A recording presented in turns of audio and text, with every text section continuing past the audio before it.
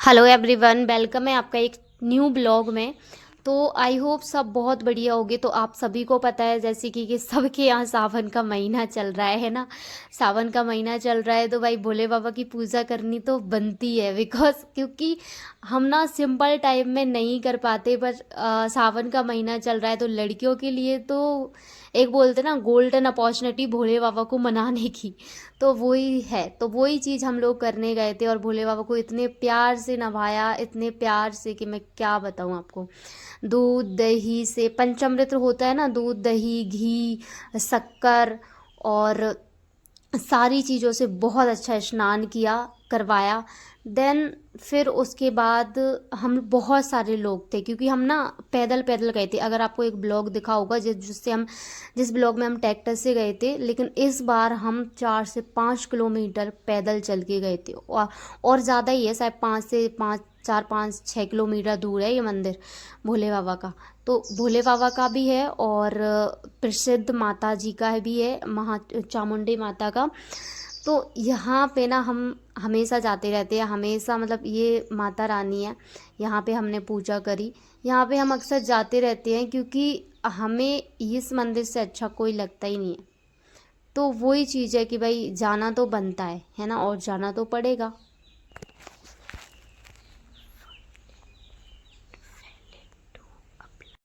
फिर हम लोगों ने यहाँ से मंदिर से पूजा करने के बाद हमने माता रानी को पूजा किया। माता रानी से मतलब माता रानी के साथ बातें करी, बैठे, क्योंकि हम अकेले ही थे। बहुत फुर्सत से जाते हैं हम, जब भी मंदिर जाते हैं ना।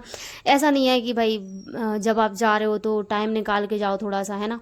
माता रानी से खूब सारी बातें करी और उसके बाद ना एक बहुत प्यारे अंकल आंटी, इतने प्यारे कि क्या बताऊँ।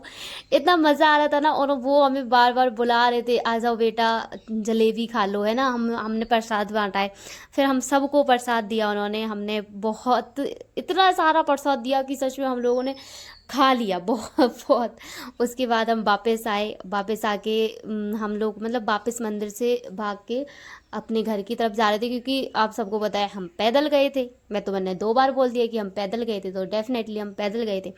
और मैं ना आप लोगों के साथ सच बताऊँ, नेचुरल रहना चाहती हूँ। मैं बिल्कुल भी नहीं चाहती कि मैं कोई किसी भी चीज़ में मिलावट करूँ या किसी भी चीज़ में ये करूँ कि हाँ ये बात वो बात। मैं जैसी हूँ वैसी ही रहना चाहती हूँ और वैसे ही आपको एक्सेप्ट करना पड़ेगा मुझे, क्योंकि मैं वैसी लड़की नहीं हूँ जो दिखावा करूँ या दिखावा करके आपको बताऊँ कि मैं गाड़ी से गए थे या यहाँ वहाँ जो फलाना ढिकाना। मैं ऐसी बिल्कुल भी नहीं हूँ, मैं शुद्ध गांव से हूँ।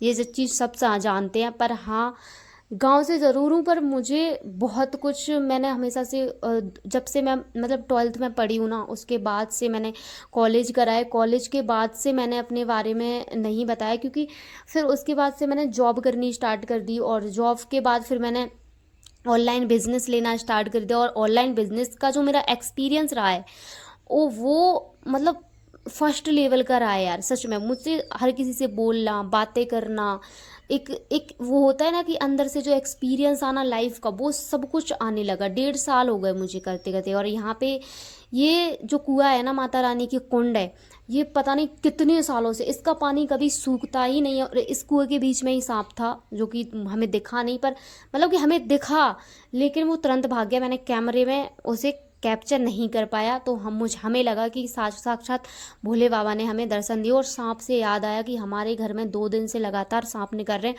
मतलब 2 दिन से हमें भोले बाबा दर्शन दे रहे हैं। पता नहीं क्या कहना चाहते हैं, क्या इशारा करना चाहते हैं हमें, मुझे तो ये पता ही नहीं। और सच बताऊँ ना, एक सांप तो हमने मार ही दिया यार, क्या करते सच में। तो गलती से हो जाता है, मतलब कि मुझे ही हम लोगों को ही दिखा था और बोल दिया, तो क्या करें। So thank you so much for watching.